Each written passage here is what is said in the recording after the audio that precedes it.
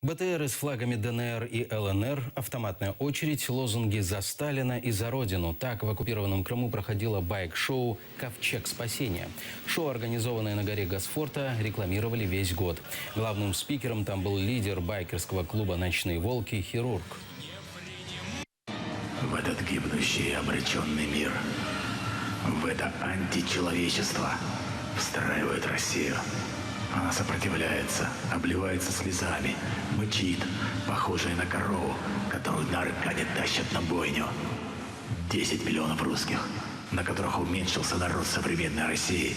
Это упирающаяся, не покорившаяся часть населения, не пожелавшая встраиваться в конец света. И вместе с этой симфонией смерти, с этим похоронным маршем современного мироустройства, чудовищным, приближающимся финальным аккордом, звучит предсмертный крик детей в городах и селах Новороссии.